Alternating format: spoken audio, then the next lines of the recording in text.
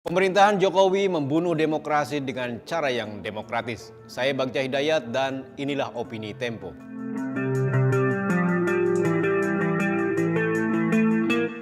Tahun 2023 menjadi annus horribilis, istilah bahasa Latin untuk menyebut tahun mengerikan dalam sejarah politik Indonesia setelah reformasi. Seorang presiden memakai segala cara untuk berkuasa, dari rencana menunda pemilihan umum, upaya memperpanjang masa jabatan, hingga merekayasa hukum untuk membuka jalan bagi anaknya agar bisa ikut pemilihan umum. Hasrat berkuasa itu ditopang oleh para hakim dan politikus oportunis yang hanya mengejar kuasa. Sebagaimana terlihat dari Kaleidoskop edisi khusus akhir tahun ini, peristiwa-peristiwa pada 2023 menunjukkan ancaman nyata terhadap demokrasi. Otoritarianisme datang kembali dengan bungkus demokrasi dan dilegitimasi oleh suara mayoritas. Otoritarianisme elektoral dalam pengertian Andreas Kedler, ahli politik Central European University, itulah yang hari-hari ini sedang terjadi di Indonesia. Pemilu dan partai-partai menjadi syarat prosedural demokrasi belaka. Pemilu tidak menjadi mekanisme untuk menyaring pemimpin dan membatasi kekuasaan. Autokrasi jenis baru ini menghilangkan elemen penting konstitusionalisme demokratik, yaitu supremasi hukum, akuntabilitas politik, integritas birokrasi, dan musyawarah publik. Semua ciri itu ada di sepanjang periode kedua pemerintahan Presiden Joko Widodo. Ia meneguk konstitusi yang membatasi kekuasaan dan mengakumulasikan kekuatan politik atas nama koalisi.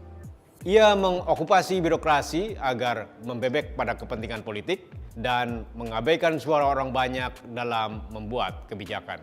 Pemerintahan Jokowi membunuh demokrasi dengan cara yang demokratik. Seperempat abad reformasi tampaknya tak membebaskan publik dari pemimpin seperti Jokowi. Reformasi 1998 hanya melahirkan tokoh dan menyuburkan kultus individu, tapi melupakan pendidikan politik sebagai mekanisme yang dapat menjaga akal sehat dan kritisisme orang ramai. Otoritarianisme elektoral disokong pula oleh populisme politik. Masyarakat dibuai untuk tidak mengatakan dimanipulasi oleh pencitraan dan kebijakan sesaat seperti bagi-bagi sembako. Di tengah kesulitan ekonomi dan menyempitnya ruang masyarakat sipil, publik dipaksa bersikap pragmatis dan menerima pemimpin yang populis. Partai politik terjebak dalam pragmatisme yang sama, menghalangi lahirnya pemimpin baru lewat penetapan ambang batas calon presiden atau presidential threshold yang ketat. Mereka mengecilkan dirinya semata sebagai tukang pungut suara.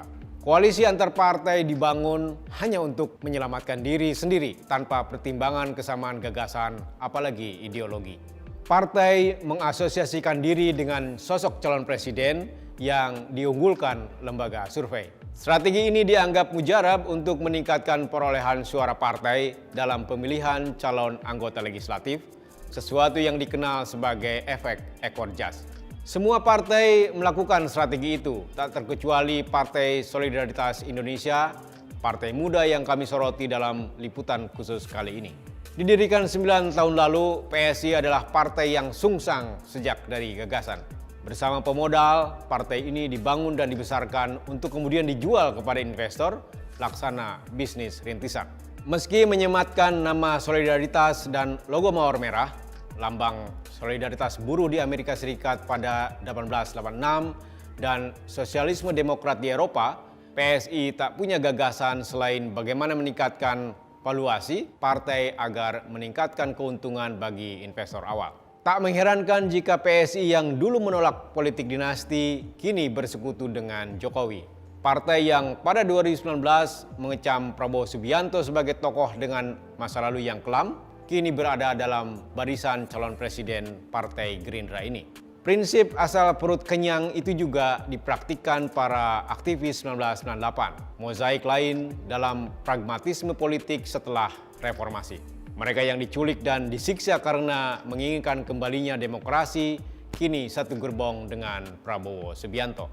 Maka siapapun pemenang pemilu 2024, para kera demokrasi akan tanpa malu berlompatan dari satu pohon kekuasaan ke pohon kekuasaan lain.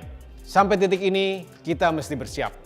2024 dan setelahnya menjadi annus horribilis yang lebih mencekam sekaligus memuakan. Simak opini dan liputan selengkapnya hanya di majalah.tempo.co.